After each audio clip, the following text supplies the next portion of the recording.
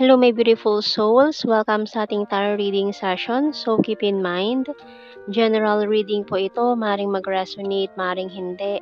Kunin nyo na lang po kung para sa inyo and leave the rest. Maring mag-shift ng energies or magkabaliktad ng sitwasyon. Kaya kayo na pong bahala kung saan kayo nakalugar sa reading natin. So, let's see.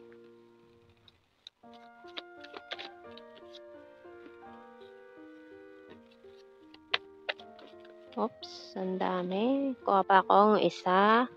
Okay. So, we have here the lighthouse, seesaw,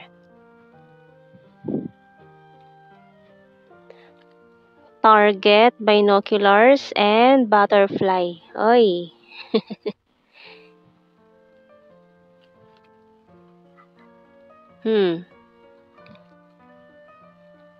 Maring twin flame energies na naman tayo dito with this butterfly, seesaw,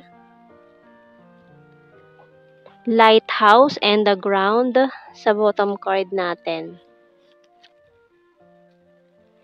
So, tingnan natin sa tarot cards kung sino ba to. Taong ito na nakamasid sa'yo, nagbabantay-bantay dyan. No? Maring stalking. This person is stalking you. We have here, the Eight of Cups. Someone who walk away in your life. Nag-i-stalk sa'yo ngayon. The Devil, Capricorn energy. Ten of Pentacles, Knight of Swords, the Nine of Pentacles. This is Five of Wands, Ace of Cups, Four of Cups. Uy, feeling rejected. Maring nireject mo siya or nireject ka niya before. Dahil ito sa mga conflicts ninyo. At nawalan na kayo ng communication sa isa't isa. Temperance, bottom card natin. We have Sagittarius, Capricorn energy here. So, tingnan natin anong message ng Archangels. Ayan, gusto ulit makipag-usap nito sa'yo eh. Ginost ka na niya before, inignore. Pero ngayon nakamasid siya sa'yo. We have here leadership by Archangel Gabriel. It's time for you to assume your leadership power and position and lovingly guide others. So, maring this person talaga naman nag-i-stalk sa social media mo. Parang may minalig ako 24/7. Parang convenience store lang 24/7. Hindi mapakali itong taong ito. Hindi siya mapakali kahit hindi niya tinitignan yung iyong profile. So many things remind me of you. I know that I crossed the line with you. I love you unconditionally.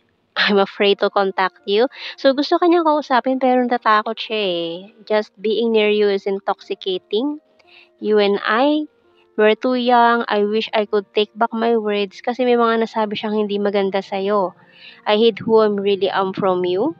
Bottom card, I'm starting to understand our connection. Lalo na kung twin flame journey ito. Tingnan pa natin sa tarot messages oracle cards natin. Sino ba itong taong ito na ang dami nito? Ayan.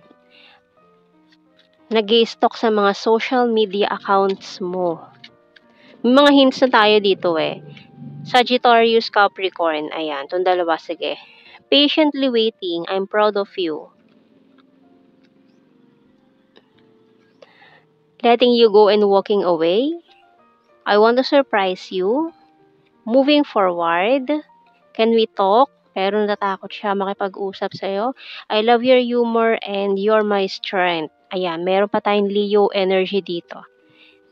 Bottom card, I hate my pride and ego. So, hindi siya makapag-send ng message. Kasi ayan, dahil sa pride and ego problem niya, natakot siya sa magiging reaction mo. Kasi guilty siya sa mga hindi magandang nangyari in the past between you and this person. Kasi maaaring siya yung umiwas sa'yo. Siya yung nang-reject sa'yo before. And ito mga conflicts na ito, mga pinagtalunan nyo before na Imbis na solusyonan ay umiwas na lang siya, tumakbo na lang siyang palayo. Ayan, pero ngayon nakikita niya na yung halaga mo with the diamond card. And this lighthouse, parang siya yung guide niya para kung alin ba yung tamang desisyon na gagawin niya. Ayan. So, tingnan natin to sa initials. Oops.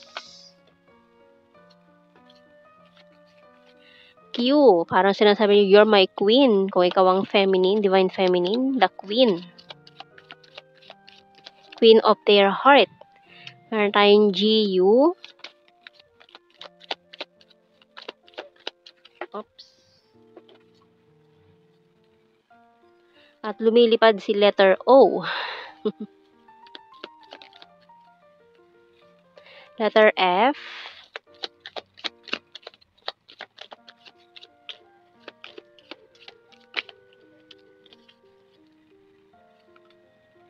Letter S. Letter E.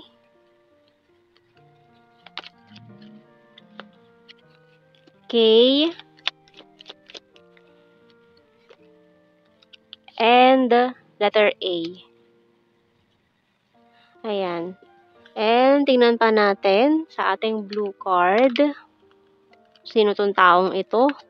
Chaser. Mga yan, mga maghahabol. Uy, past life lover. So, may mga past life na kayong pinagdaanan nitong taong ito. Maring nga, for some of you, it's a strong twin flame connection. Or, ayan, soulmate daw. And tingnan pa natin sa ating general signs and the messages. Pwede ring merong strong earth sign, Taurus, Virgo, Capricorn, with the ground card natin. Or air sign, Gemini, Libra, Aquarius, with this butterfly card. Okay, so tingnan natin. North PH, Scorpio, need more signs, Visayas, fire sign, Aries, Leo, Sagittarius. Number 1, nature lover, June and friendly, attractive, fantastic friend, vulnerable, quiet person, neighbor, caring, hilarious. Number 2, 9, confusing, travel, very lucky, rainy season, May, other country, flower, August, February, and December, November, March, puro months. Ay, may mga nangialam pang mga plastic persons around you and this person. And, September, puro month. September, March, November, December, February, August. Ang dami mga mansari ba to na pinagsamahan nyo? Ayan. So, ayan ang ating reading, my beautiful souls. Thank you for watching. Take care and God bless. See you in our next reading, guys. Bye-bye.